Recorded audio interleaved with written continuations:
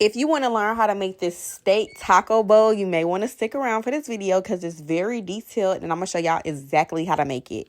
Y'all, this bowl was delicious. And did I thank y'all again for 100,000 followers on Facebook?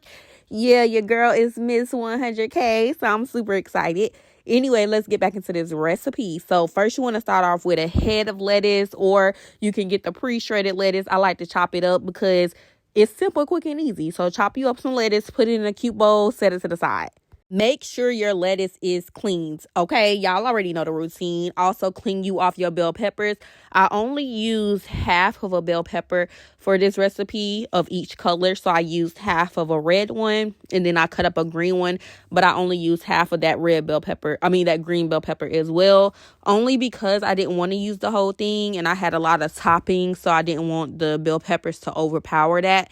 So again, I used half a green one and half a red one. Trigger warning, yep. I got these sirloin steaks, y'all. These were super, super thick, baby. Like, I really could have used two, but I made all three because Food Lion had a sale on them. I'm going to drop my grocery haul later. And yeah, so after I rinsed them off, I went ahead and patted them dry.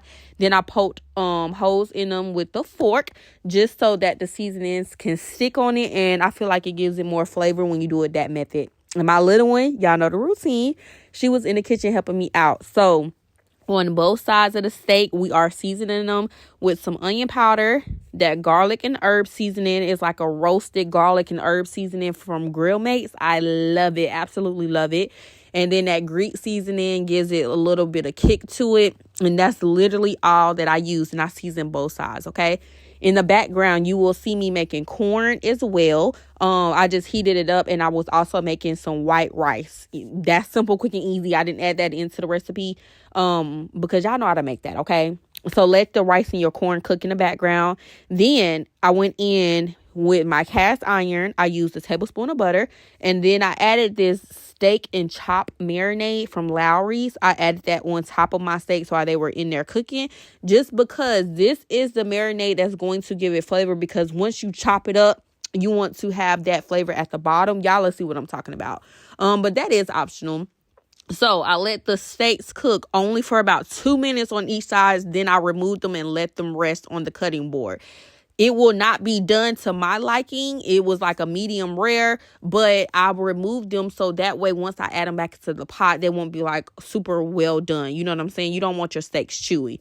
Now, for the sauce for your steak, I use a lot of butter, like half of a stick of butter. That same pan that has the browning at the bottom, that's what you want because that's the flavor. So the same pan that you cooked your steak in, you want to go in with like a half a stick of butter. I used about a tablespoon of minced garlic. I went in with some Worcestershire sauce. Is no measurements on that. Just sprinkle it. Y'all see me adding more.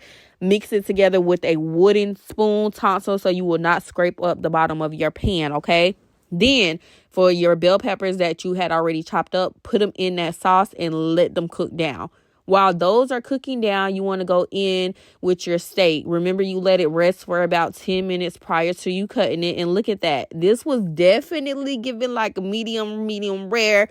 This is not how I eat my steak. Again, I just removed it from the original pan just so that once I cut it up in pieces like that, because you're basically making steak bites, you do not want them to be overcooked. So once I cut them back up, I added them back into the pan with my sauce that I made. And then you want to mix them together. Y'all see where I'm going with it?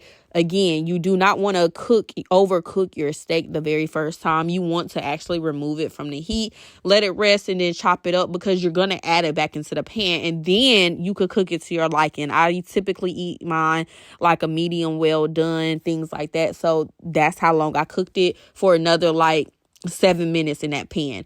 Then I got these tostadas bowls, like tortilla bowls, like the healthy kind. I like those. I put them in the oven for about 7 minutes on 350. And again, I had my rice, corn. I chopped up my lettuce. I had some salsa in the background. And then it just goes in with layering. I also made my little secret sauce. Y'all know the recipe to that. If you don't, let me know if you want it.